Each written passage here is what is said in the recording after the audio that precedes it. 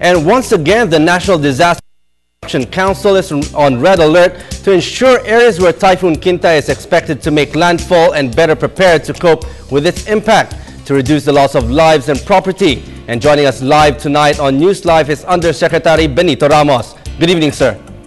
Magandang gabi. Good evening sa ating mga kababayan.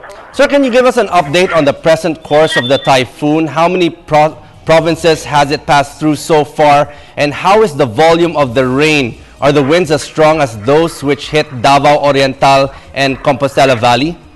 Kung i-compare natin ito kay Pablo, ay mahina ito si Kinta. Kaya hindi ito masyadong nakapinsala.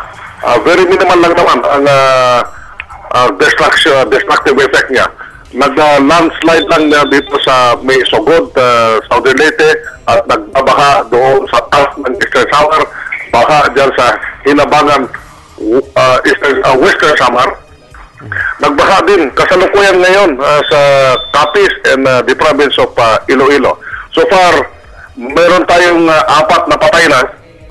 Nagagaling kahoy na natumba, 3 isang pamilya ito. Rodrigo Busa, 40-year-old, Rosita Busa, 50-year-old, at saka yung anak nila si Kimji Busa, 7-year-old. Patay itong 3 na ito, isang pamilya. At isang Arnolfo Bayotas, 18-year-old, drowning dito sa Potac, Nuevo, Iloilo.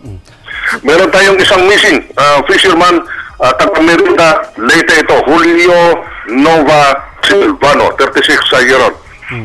So sa mga oras na ito, anong mga hakbang na ginagawa para isilikas ang ating mga kababayan sa mga lugar kung saan binabaha sa mga ngayon, sa mga oras na? Sa oras na ito, binabaha yung probinsya ng Iloilo at saka Capiz. Nandyan yung 3rd Infantry Division ng Philippine Army na tumutulong sa local na pamahalaan natin at saka yung local responders. Galing ito sa Office of Civil Defense Region 6. Sir, gaano kabilis ngayon ang ginagawang evacuation sa ating mga kababayan, sir? Ayan, force evacuation na sila. Dapat nag-preemptive bago pa ito nagbaha kanina. Ito ay discretion ito ng local chief executive. Sir, sa bilis ng bagyo na nakikita natin ngayon, gaano katagal ito mananatili sa Philippine Area of Responsibility?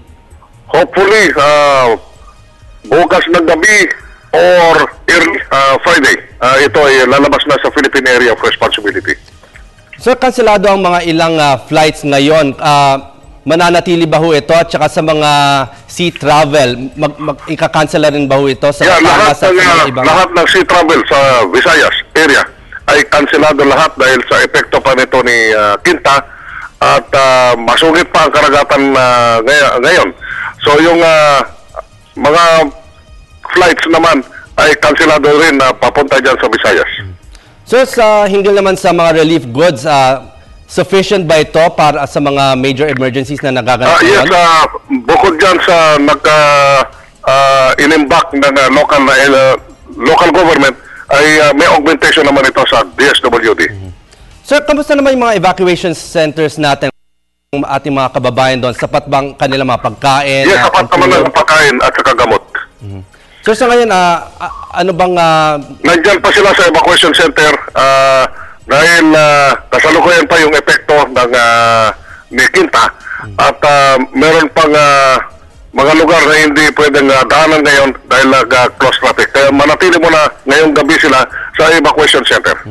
Sir, as a final word, sir, anong mga abiso nyo sa ating mga kababayan dyan sa mga areas na in danger pa rin?